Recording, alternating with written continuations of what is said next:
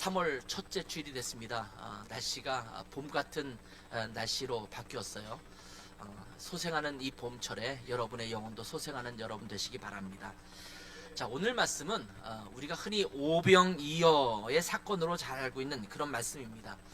예수님을 따라다니는 수많은 사람들이 물고기 2마리와 보리떡 5개로 다 배불리 먹고 12강주리가 남았다, 12바구니에 남았다라는 내용입니다. 여기 나오는 5,000명은 보통 그 당시에 숫자를 셀 때 남자 어른들만 세서 5,000명이거든요. 그래서 전체 인원수가 대략 몇 명이 될 것이냐, 보통은 10,000명 가까이 됐을 거다, 이렇게 보고 있습니다. 아무튼 남자만, 장정 남자만 5,000명이 넘는 사람들을 다 먹이고도 남았다라는 것입니다. 이러한 그 주님의 기적은 정말 놀랍게 그지없습니다. 그런데 저는 이 말씀을 읽고 묵상하면서 예수님과 제자들 사이에 나누고 있는 대화에 좀 주목을 해보았습니다. 예수님께서 병을 고치시고 또 귀신을 쫓아내시고 굉장히 큰 이적들을 행하시고 다니니까 굉장히 놀라웠죠. 그래서 예수님을 따라다니는 사람들이 굉장히 많이 나타나기 시작했습니다. 더군다나 그렇게 기적적인 일만 행하는 것이 아니라 예수님께서 뭔가 가르치시고 말씀을 하시는데 이전 사람들과는 좀 다른, 색다른, 굉장히 그 도전이 되는 그런 신선한 가르침을 주셨단 말이에요. 그래서 묘한 매력을 갖고 있었습니다. 그래서 수많은 군중이 예수님을 따라다니기 시작했습니다. 팬덤을 이루었습니다. 어떤 때는 아침부터 저녁까지 때를 가리지 않고 따라다녔습니다. 그래서 예수님께서 어디서 주무시는가, 어디로 이동하시는가, 이걸 주목하면서 따라다녔던 모습들도 보게 되죠. 특별히 오병이어를 행하신 이후에는 예수님께서 바다 건너편으로 가셨다 그러니까 전부 배 타고 이동하고 또 따라다니는 그런 모습을 보게 됩니다. 요즘 말로 따지면 도시락 싸들고 쫓아다닌다, 이런 표현이 있지 않습니까? 아마 사람들이 자기의 일들을 다 내버려두고 예수님을 따라다니는 그런 사람들도 있는 것 같습니다. 그날도 수많은 사람들이 예수님께 모여들었습니다. 왜 모여들었을까요? 예수님께서 어떤 능력을 행하시는가 보자. 거기에는 아마 병자들도 있었을 거고 또 뭔가 문제가 있어서 좀 고침을 받기를 원하는 그런 사람도 있었을 것입니다. 그런가 하면 예수님께서 하시는 말씀은 뭔가 묘한 매력이 있어, 오늘은 어떤 말씀을 하시는지, 어떤 신선한 충격을 우리에게 주실 것인지, 이것을 바라보면서 찾아왔던 사람도 있었을 것입니다. 그리고 하루 종일 사람들이 모여 있는데 저녁이 되었습니다. 그리고 저녁이 되었는데 사람들은 집에 갈 생각하지 않고 여전히 예수님 앞에 모여져 있습니다. 여러분, 말이 그렇지 5,000명, 10,000명이 앞에 모여져 있어서 떠나지 않는다라는 것은 굉장히 큰 광경이죠. 엄청난 장관을 이루고 있었을 것입니다. 그런데 문제가 생겼습니다. 왜냐하면 때가 되었는데, 저녁 때가 되었는데, 이 하루 종일 있다 보니 저녁 밥을 먹어야 되지 않습니까? 저녁 식사를 해야 되는데 상황이 좋지 않습니다. 이 본문과 똑같은 내용을 사복음서에서 다 다루고 있는데, 같은 내용을 다루고 있는 마태복음 14장 15절을 보면 이 모여있는 장소가 어떤 성 앞에, 성문 앞에 광장 같은 것이 아니라 아무것도 없는 빈들이었다 라고 소개하고 있어요. 이곳은 빈들이요, 때가 이미 저물었으니, 이렇게 표현하고 있지 않습니까? 지금 그들이 모여있는 곳은 그냥 넓은 빈들이에요. 거기 잔디밭이 있지만 넓은 광장이기 때문에 마을로 가려면 좀 상당히 가야 되는 그런 상황이었다는 것입니다. 요즘 같으면 예수님께서 사람들과 함께 모였다 그러면 푸드트럭도 오고 장사치들도 모여들었을지도 모르겠습니다만, 그 당시에는 그런 일이 없지 않았습니까? 무슨 관광지처럼 음식점이 따라다녔던 것도 아니었을 것입니다. 다시 말하면 뭔가 먹어야 할 필요가 그 군중들에게 생긴 것입니다. 이런 그 예수님을 따라다니는 무리들은 교회를 향해서 뭔가 호소하고 있는 사람들과 유사하다라는 생각이 듭니다. 그들은 무언가 교회로부터 얻으려고 합니다. 교회를 주목하고 교회를 찾아옵니다. 어떤 분은 그렇게 말씀을 전하시더라고요. 교회에서 위로를 얻으려고 하지 말아라. 위로를 얻으려고 교회를 찾아오면 상처받는다.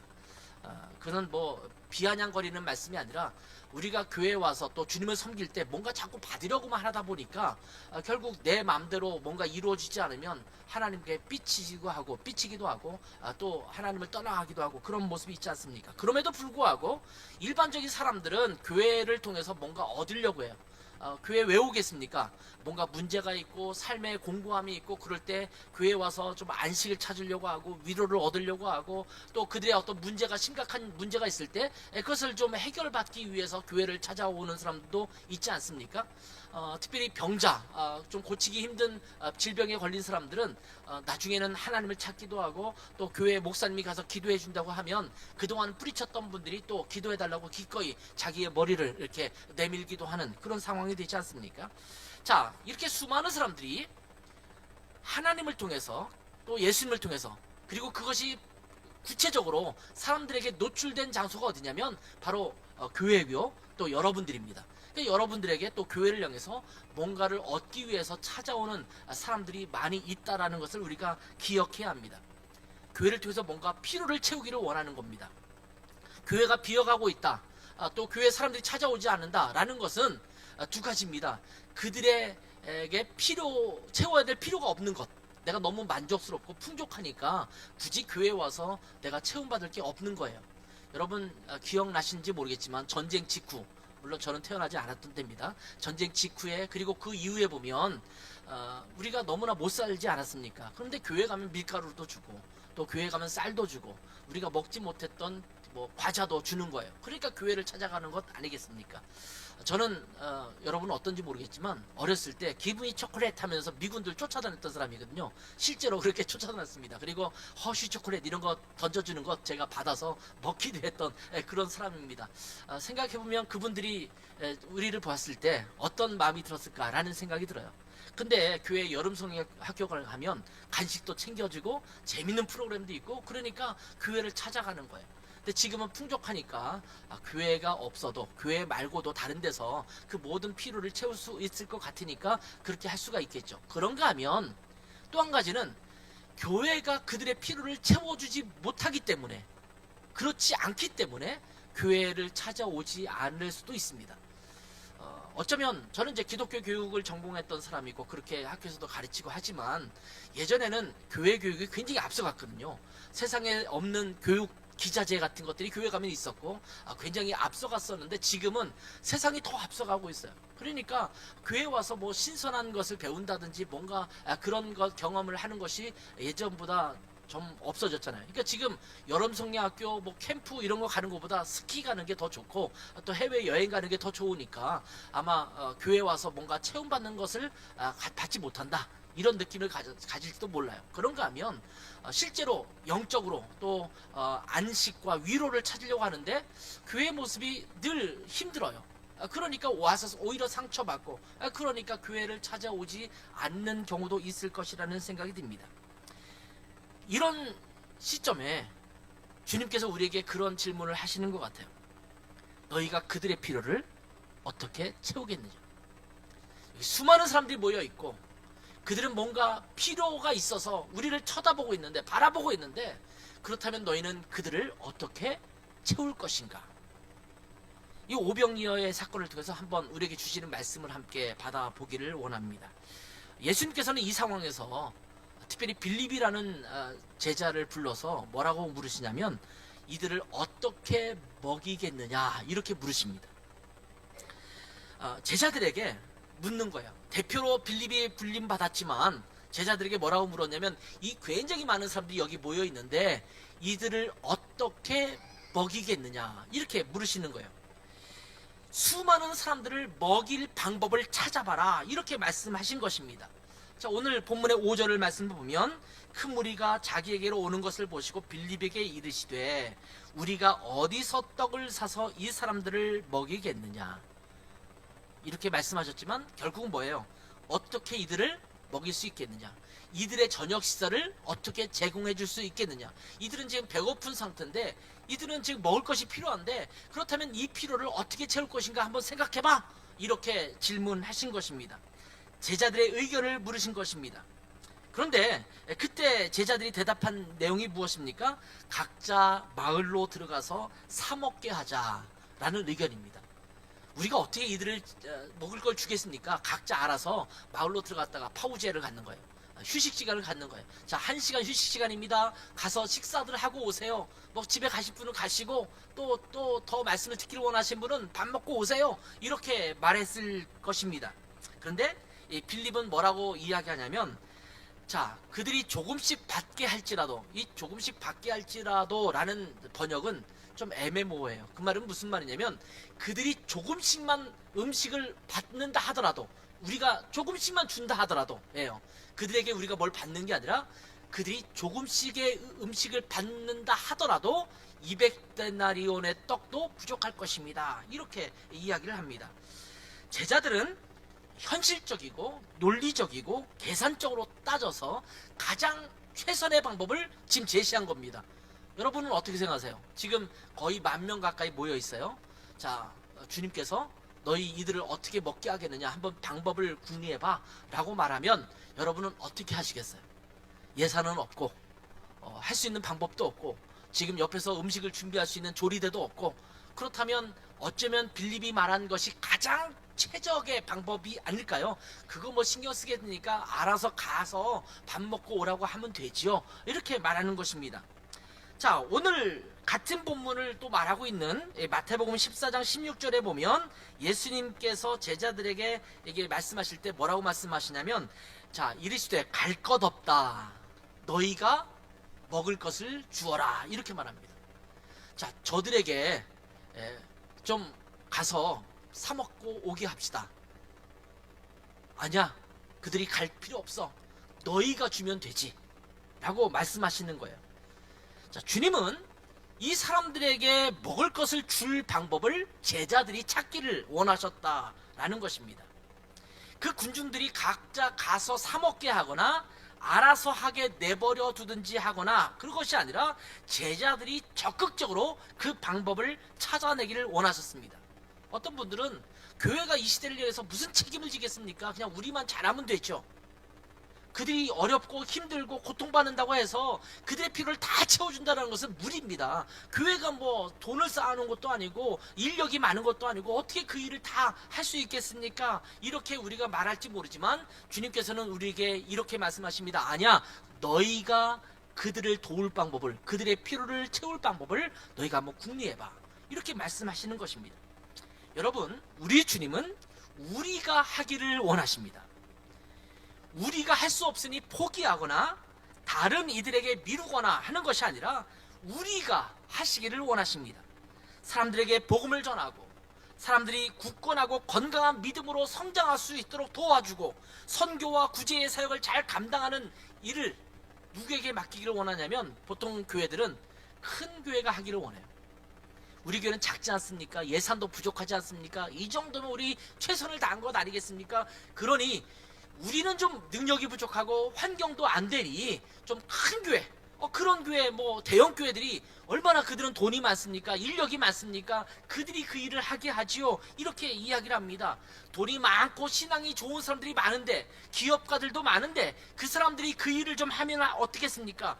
그런 모든 일들은 좀 능력 있는 어떤 사람들에게 좀 맡기면 좋겠습니다. 우리는 힘듭니다. 우리는 능력도 없고 자금도 없고 부족하지 않습니까? 이렇게 말하면서 누군가 해주기를 원합니다. 그런데 주님께서는 그 어떤 자들이 아니라 바로 우리, 바로 여러분, 우리가 행하기를 원하십니다. 어떻게 먹이겠느냐? 너희가 먹을 것을 주라, 이렇게 말씀하십니다. 우리가 행하기를 원하시는 주님이십니다. 자, 제자들은 식사 때가 되니까 이 사람들에게 식사할 시간을 줘야 했다고 생각했습니다. 그러면서 그들은 인간적인 방법으로 해결할 방법을 모색합니다. 자, 아까도 읽었습니다만 마태복음에 보면 14장 15절에 뭐라고 말합니까? 그 무리를 보내어 마을에 들어가 먹을 것을 사 먹게 하십시오, 이렇게 말합니다. 이 인간적인 방법이 뭡니까? 인간적인 방법은 인간의 한계 속에서 고안된 방법입니다. 그것이 인간적인 방법이에요. 우리가 신앙생활하면서 가장 딜레마를 갖고 있는 것 중에 하나가 이 인간적인 방법과 초월적인 방법 속에서 머뭇거리는 거예요. 여러분, 하나님은 전능하신 분이십니다. 모든 것이 가능하신 분이십니다. 전지전능하신 하나님은 못하실 게 없는 분이세요. 할 수 없는 거 딱 한 가지 있어요. 못하는 걸 못하세요. 다 하시는 거예요. 근데 우리는 아니 그거는 그냥 특별한 때 벌어지는 일이지, 그 하나님이 언제든지 기적을 베푸는 건 아니잖아, 이렇게 말하면서 인간적인 방법 안에서, 인간적인 한계 안에서 뭔가를 찾아내려고 애쓰는 거거든요. 여러분, 인간들은요, 어떤 일을 행할 때 합리적이고 상식적이고 논리적인 것을 옳다고 여깁니다. 그리고 그것을 최선이라고 생각합니다. 이 말은 틀린 말은 아닙니다. 맞는 말입니다. 여러분, 하나님께서 우리 인간에게 이성을 주셨습니다.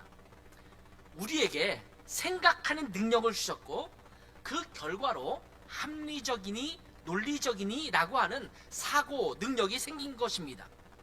어떤 성도님들은 이 인간의 지성이나 이성은 비성경적이다, 또는 영적이지 않은 것이다, 이렇게 생각하기도 하지요. 근데 여러분, 지성과 이성도 하나님께서 창조하셨고 우리 인간에게 하나님께서 주신 선물이거든요. 이 특별하게 인간에게는 지성과 이성이라는 선물을 주셨습니다. 동물에게는 그런 걸 잘 주지 않았는데 인간에게 주신 것이거든요. 이 지성과 이성을 우리가 잘 활용해야 될 도구입니다. 그러니까 이성적으로 판단하는 것, 논리적으로 판단하는 것, 합리적으로 판단하는 것이 나쁜 게 아니라는 말입니다. 이것도 영적인 것입니다. 그리스도 안에서 이 논리와 또는 합리적인 것과 상식적인 것을 생각한다면 틀리지 않습니다. 그렇게 계산하고 생각하는 것이 틀린 것은 아니라는 것입니다. 이 제자들은 이러한 이성과 지성을 잘 활용했습니다. 자, 식사 때가 되었고 군중은 배가 고프다. 그렇다면 이 군중이 계속해서 예수님 곁에 머물어서 예수님의 말씀을 듣고 그 생명의 말씀을 계속적으로 그들이 듣기를 원한다면 이들이 밥을 먹어야 될 해결책이 필요하다, 이런 생각을 했겠죠. 그렇다면 어떻게 하면 좋을까? 아마 재빠르게 머리를 굴렸을 것입니다. 그래서 오늘 본문의 7절에 보면 이들에게 먹일 그 식사를 제공하려면 얼마가 필요하다고요? 200데나리온이 필요하다라고 말합니다. 그것도 부족할 것이다, 이렇게 말합니다. 여러분, 그 당시에 1데나리온은 하루 노동자의 품삯이 1데나리온입니다. 그러니까 200일 동안 일해야지만 200데나리온이 나오는 거거든요. 그러니까 뭐 365일 중에서 좀 쉬고 뭐 이런 걸 굳이 따진다면 거의 1년치 연봉이 들어가야지만 된다, 이런 말이거든요. 근데 여러분, 노동자들이 요즘 하루에 얼마씩 받겠습니까? 최저시급이 10,000원 좀 넘죠. 7시간 일한다면 하루에 70,000원 정도가 생각이 될 것 같아요. 보통 100,000원 정도 생각하고 7만에서 100,000원 정도 생각하고 한번 제가 계산해봤어요. 근데 이제 80,000원 정도로 생각해보니까 1,600만원 정도 되더라고요. 200데나리온은 1,600만원. 근데 10만원으로 생각하면 2,000만원 정도가 됩니다.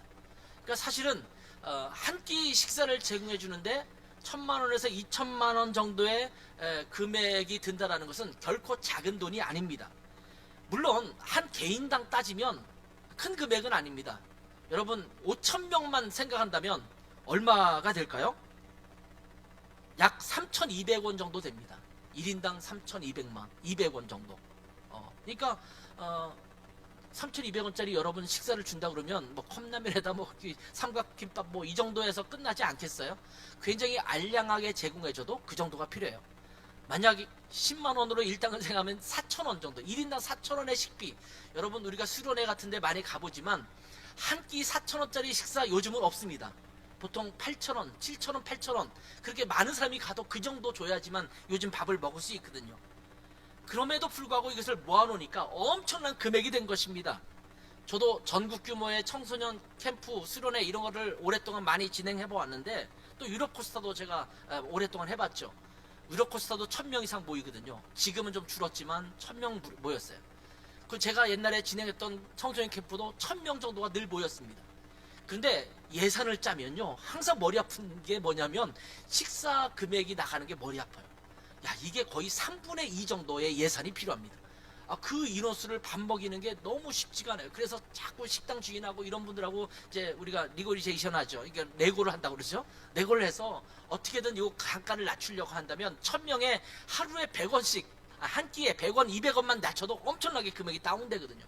이 식사를 제공하는 것이 굉장히 쉽지 않은 일입니다. 이 먹는 것만 해결돼도 예산 집행하는데 굉장히 쉬워집니다. 예수님께서 말씀을 전하시고 수많은 사람들이 모여있는데 이 사람들에게 먹을 것만 제공해 주지 않아도 문제가 없습니다. 그들이 알아서 하면 되거든요. 그러면서 이들이 궁리궁리 하다가 결국은 우리 예산이 부족하니 이들이 각자 사 먹게 하자라는 이야기를 합니다. 자유시간을 주고 사 먹게 하는 거예요. 그렇다면 굉장히 많은 문제가 해결됩니다. 예를 들면 빵을 사러 가는 수고도 안 해도 되죠. 이 많은 빵을 나르는 문제도 심각하잖아요. 화물차를 불러서 그들을 또 빵을 가지고 와서 또 나눠줘야 되고 굉장히 어려운 문제가 있습니다. 가장 중요한 돈의 문제가 해결됩니다. 여러분, 우리가 무엇인가를 행하려고 할 때, 누군가의 필요를 채우고 무슨 사역을 감당하려고 할 때 이런 부분들을 다 생략하면 너무나 좋겠다라고 판단하기 시작하면 우리가 할 수 있는 일이 별로 없습니다. 그냥 알아서 하게 하죠. 우리 돈도 없고 시간도 부족하고 인력도 부족하니 그냥 알아서 하게 되죠. 그러면 너무나 편하죠. 근데 주님은 아니, 그렇게 하지 마. 너희가 해. 이렇게 말씀하시는 거예요. 그래서 마태복음에서도 아까도 얘기했지만 무리를 보내어 마을에 들어가 먹을 것을 사 먹게 하소서가 그들의 최선의 방법이에요. 그런데 이 제자들의 반응은요, 무슨 문제가 있냐면 여전히 인간적인 한계 속에서만 방법을 찾았다라는 겁니다. 자, 예수님께서 어떻게 저들을 먹이겠는가라고 질문하셨습니다. 그러면서 너희가 먹을 것을 주어라 이렇게 말씀을 하십니다. 자, 그럴 때 안드레라는 제자가 이게 뭐 가당키나 할 것인가 라는 생각을 아마 가지면서 가져왔을 거라는 생각이 들어요. 어떤 하나이에게서 물고기 2마리와 보리떡 5개가 있다는 것을 가지고 예수님께 나옵니다. 어떤 분은 그렇게 이 사건을 해석하기도 해요.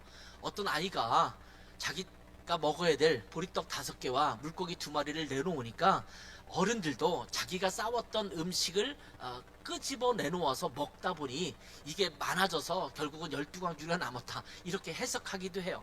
근데 여러분, 오늘 본문을 쭉 읽다 보면 그렇지 않은 것을 알 수가 있습니다. 여기 보면 이 사람들이 여기 보면 뭐라고 됐습니까? 많은 사람들에게 이것이 얼마나 되겠습니까? 이렇게 표현하고 있는 것을 보게 되죠.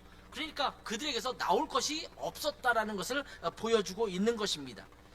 자, 이 같은 사건을 다루고 있는 누가복음 9장 13절에 보면 너희가 먹을 것을 주라 하시니 그들이 뭐라고 말합니까? 우리에게 떡 5개와 물고기 2마리밖에 없으니 이 모든 사람을 위하여 먹을 것을 사지 아니하고서는 할 수 없사옵나이다. 무슨 말이에요? 지금 다 찾아봤는데 없다라는 거예요. 다른 사람은 다 갖고 왔다, 그게 아니라 이것 말고는 우리에게 가진 것이 없다라고 말합니다. 자, 우리 주님은 우리에게 하라고 말씀하시는데 우리는 뭔가 하라고 말씀하시면 자꾸 핑계를 대기 시작합니다. 할 수 없는 이유, 이것을 찾아내기 시작합니다. 시간이 없습니다. 제가 피곤하거든요. 힘들어요. 그렇지 않아도 할 일이 너무나 많은데 도무지 시간을 낼 수가 없습니다. 저는 능력이 없습니다. 환경도 주어지지 않았고 내 상황도 여의치 않습니다. 이렇게 이야기하는 거예요. 내게 이것밖에 없는데 이것으로는 할 수 없어요. 이렇게 말하는 거예요. 제가 독일에 있으면서 교회당을 예배드릴 수 있는 공간을 준비하는 것이 너무 힘들었어요. 자꾸 독일 교회를 전전긍긍하면서 막 예배를 드리는데 하나님께서 은혜를 주셔서 교회 성도들은 자꾸 늘어나잖아요. 성도들은 늘어나니까 이 조그만 예배당에서는 예배를 드릴 수 없고 좀 큼지막한 예배당을 찾아가야 되는데 그게 쉽지가 않은 거예요. 근데 우리가 월세를 얻거나 뭐 그러려고 하다 보니 너무 비용이 많이 들고 교회에는 그런 예산이 없습니다. 교회당을 구입하는 것은 아예 꿈도 꿀 수 없는 그런 상황입니다. 근데 하나님께서 마지막 순간까지 내몰더라고요. 어떻게 내몰으셨냐면 우리가 예배드릴 독일 교회당을 아예 찾을 수 없는 상황까지 나갔어요. 왜냐면 독일 교회들이 안 빌려주는 거예요. 너희 인원수가 너무 많아. 우리 교회보다 더 많아. 그래서 이걸 빌려주기 어려워. 이런 상황이 되다 보니까 우리가 예배드리던 장소에서는 데드라인이 정해져서 이제 나가야 되고 이제 다른 예배당은 찾지 못하고 그래서 마지막 순간에는요 저희가 야외 예배를 드렸어요. 지금도 기억납니다. 굉장히 좀 약간 싸늘한 날이었어요.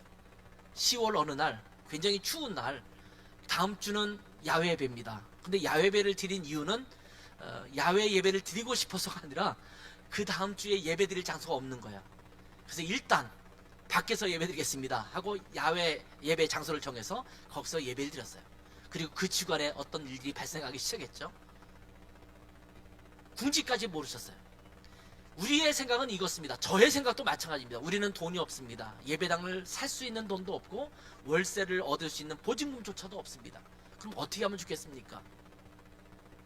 근데 그 당시에 한 예배당을 우리에게 보여주시고 그 예배당에 있는 교회에서 우리한테 연락이 오고 이 예배당을 좀 사면 안 되겠느냐, 너희들이 사면 좋겠다, 이렇게 연락이 온 거예요. 제가 첫 마디가 뭔지 아십니까? 그 교회 장로님과 목사님을 만나서 뭐라고 말했냐면 저희는 돈이 없습니다, 이렇게 얘기했어요. 근데 그 장로님과 목사님이 했던 말이, 독일 교회 장로님과 목사님이 했던 말이 지금도 잊혀지지 않습니다. 그분들이 그러더라고요. 돈은 중요하지 않습니다. 당신들이 살 마음이 있는지가 중요합니다. 그래서 만약에 하나님께서 자기들의 교회에 돈을 주시고 넉넉하게 주시면 당신들은 어쩌면 그냥 싸게 가져갈 수도 있고, 하나님이 당신들에게 돈을 주시면 우리는 그 돈을 받고 나갈 수 있고, 그들은 교회가 부흥해서 그들도 좀 더 큰 예배당을 구하기 위해서 나가시는 거거든요. 그래서 제가 뭐라고 대답하냐면, 그렇다면 오케이, 살 의향이 있습니다, 이러고 시작했어요. 근데 저희 교회는 돈도 없고 유학생들이 대부분이니까 없었잖아요. 근데 결론적으로 지금 저희는 그 예배당을 샀고 굉장히 잘 활용하고 있습니다. 월세보다 작은 금액을 매달 지금 갚아가면서 대출을 얻어 샀기 때문에 갚아가면서 쓰고 있는데, 그 돈 가지고는 월세조차도 얻을 수 없는 가격입니다. 지금 많이 이제 부동산이 뛰어서 더 좋은 상황이 됐지만 그런 상황이 됐거든요. 그때 주님께서 저에게 하셨던 말씀 중에 하나가 뭐냐면, 너희가 가진 것이 무엇이냐, 이거예요. 너희가 해라. 누군가에게 요청하지 말고 너희가 해라, 이런 말씀이었거든요. 내가 할 수 없을 것이다 라고 단정 짓는 순간 하나님의 역사는 일어나지 않습니다. 우리가 핑계대는 순간 나를 통해서 일어나는 하나님의 역사는 경험할 수 없습니다. 자, 그럼 예수님의 방법이 무엇이었냐? 자, 따라서 합시다. 작은 헌신과 전적인 위탁. 큰 헌신을 원하는 게 아니에요. 작은 헌신을 원하는 것이고 전적으로 주님 앞에 맡기는 겁니다. 자, 이 모든 상황 속에서 예수님께서 어떻게 하실지를 다 계획하고 있었다라는 겁니다. 예수님께서 준비하신 방법이 있었다라는 말씀입니다. 여러분, 영화의 한 대사 중에 이런 표현이 있잖아요. 너는 다 계획이 있구나. 어느 영화예요? 그 아카데미 상 받았던 영화 있지 않습니까? 그 영화에서 그런 얘기가 나와요. 너는 다 계획이 있구나. 그 송강호의 아들이 뭔가 하려고 할 때 송강호 했던 대사 중에 하나입니다. 예수님께서 이미 계획이 있으세요. 자, 예수님께서 빌립에게 뭐라고 말씀하시냐면, 우리가 어디서 떡을 사서 이 사람을 먹이겠느냐 이렇게 물어봤단 말이에요. 그런데 5절에 그렇게 물으시고 6절에 나오는 말씀이 무엇이라고 기록되고 있냐면, 이렇게 말씀하심은 친히 어떻게 하실지를 아시고 빌립을 시험하고자 하심이라. 예수님은 이미 계획을 갖고 있으신 거예요. 내가 이 사람들을 어떻게 먹이겠다라는 그 계획을 이미 갖고 계셨어요. 어떻게 하실 줄을 이미 아셨어요. 그러면서 물으신 거예요. 넌지시, 야, 이들을 어떻게 먹이겠느냐. 그렇다면 예수님께서 원하시는 답이 무엇이었을까요? 한번 말씀해 보실 분. 예수님은 이 빌립에게 어떤 대답을 듣기를 원하셨을까요? 네? 아니, 주님은 하나님이시잖아요. 주님께서 하실 거면 저희는 능히 먹일 줄 믿습니다. 시켜만 주세요. 뭘 하면 될까요? 아마 어쩌면 예수님께서 원하셨던 정답은 그것이었을 겁니다. 우리가 이걸 먹여야 된다고요? 그래요? 주님, 주님은 하나님이시니까 넉넉히 가능하죠. 그러면 저희가 뭘 할까요? 시켜만 주세요. 저희는 그 일을 할게요.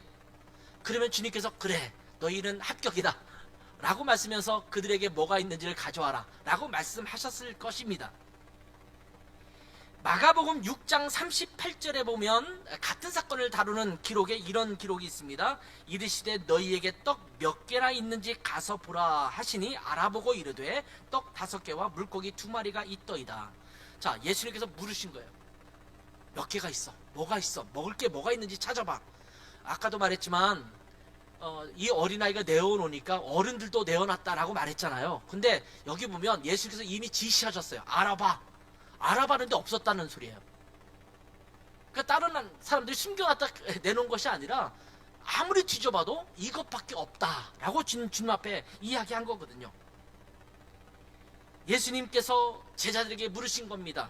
너희에게 떡 몇 개나 있느냐? 다시 말하면 이 질문은 어떤 질문이냐면 너희가 갖고 있는 것이 무엇이냐? 너희에게 무엇이 있느냐라고 물으신 것입니다. 여러분, 여러분에게 무엇이 있습니까? 주님은 우리에게 대단한 것을 요구하시는 것이 아닙니다. 그냥 우리에게 있는 것을 원하십니다. 있는 그대로를 원하십니다. 어마무시하게 힘들고 어렵고 버거운 것을 원하시는 것이 아니라 지금 내가 가지고 있는 것, 이것을 원하신다라는 말씀입니다. 딱 한 사람분의 먹거리만 있었을 뿐입니다. 그리고 제자들이 갖고 있는 모두였습니다. 자, 우리가 오늘 주님께로부터 들어야 될 중요한 두 질문을 기억해야 합니다. 그 질문 첫 번째는 뭐냐면 어떻게 이 사람들을 먹이겠느냐? 그래서 뭐라고 말씀하세요? 너희가 먹을 것을 주어라. 자, 세상에 필요가 있습니다. 복음이 증거되어야 합니다. 선교지에 있는 선교사님들을 통해서 우리가 선교 사역을 계속적으로 감당해야 합니다. 어렵고 힘든 사람들을 우리 교회들이 도와야 합니다. 또 영적으로 죽어있는 그 영혼들을 향해서 끊임없이 복음을 증거해야 합니다. 영적으로 무너져 있는 사람들을 세워서 다시 회복되도록 도와줘야 합니다. 부흥의 역사가 이 땅 가운데 일어나도록 우리가 그 일을 감당해야 합니다.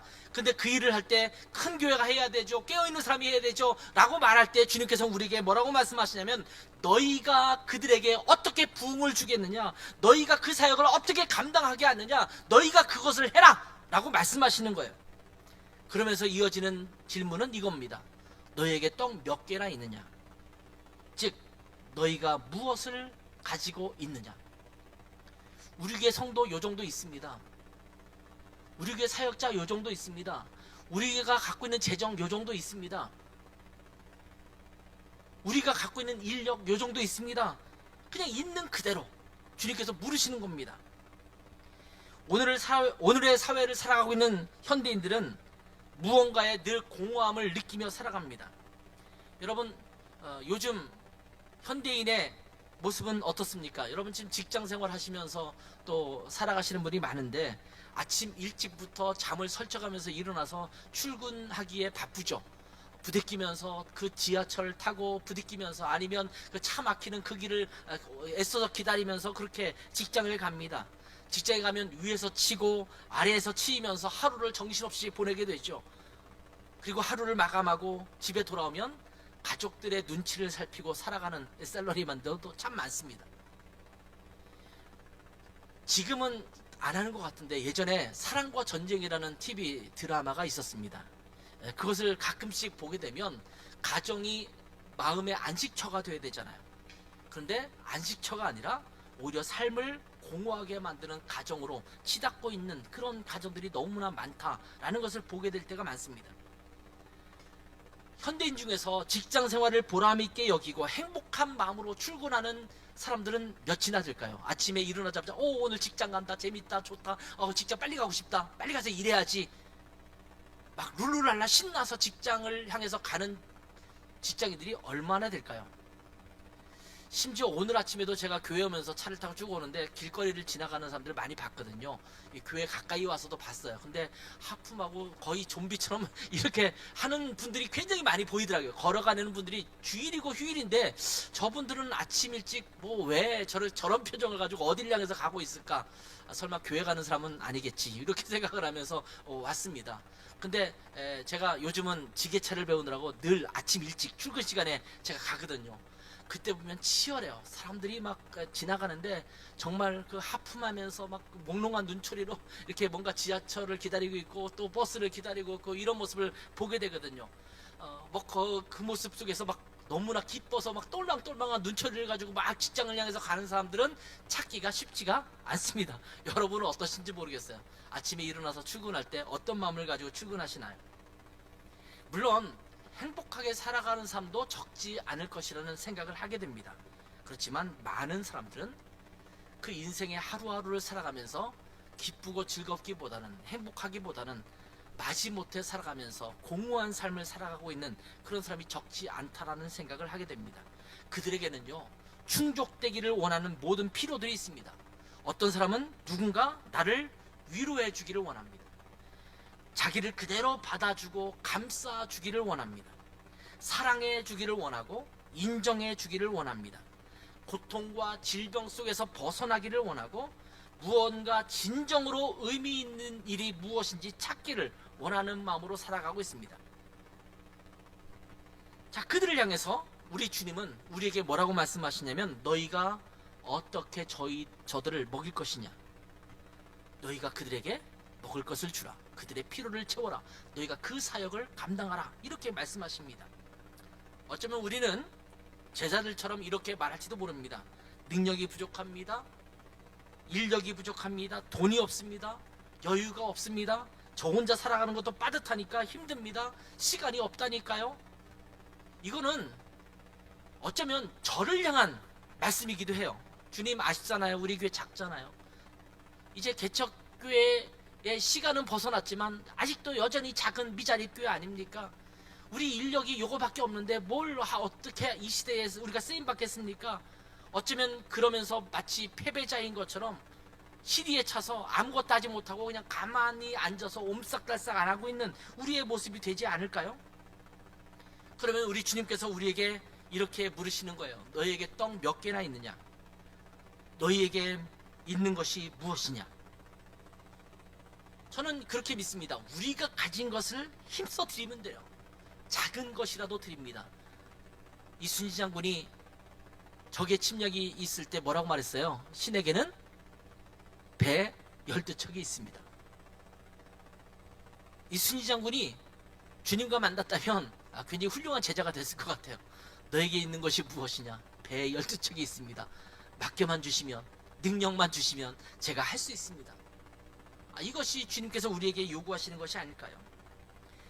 그러면 하나님께서 그것을 들어서 이 보리떡 5개와 물고기 2마리 같은 아주 작은 것을 통해서 오병이어의 기적을 일으키십니다. 중요한 거는 우리가 갖고 있는 걸 자꾸 안 내놓는 거예요. 할 수 없어요, 부족해요, 이거는 마땅치 않아요, 이게 불가능합니다, 이러면서 있는 것조차도 내려놓지 않기 때문에 하나님의 오병이어의 기적은 일어나지 않는 것입니다. 우리는 계속해서 할 수 없는 101가지의 이유를 열거하면서 할 수 없습니다 라고 말하는 것이 문제입니다. 여러분, 우리의 태도가 문제이지 우리의 능력이 문제가 아닙니다. 우리의 가진 것이 문제가 아닙니다. 우리가 능력 없음이 문제가 아닙니다. 모든 일은 주님께서 하시는 겁니다.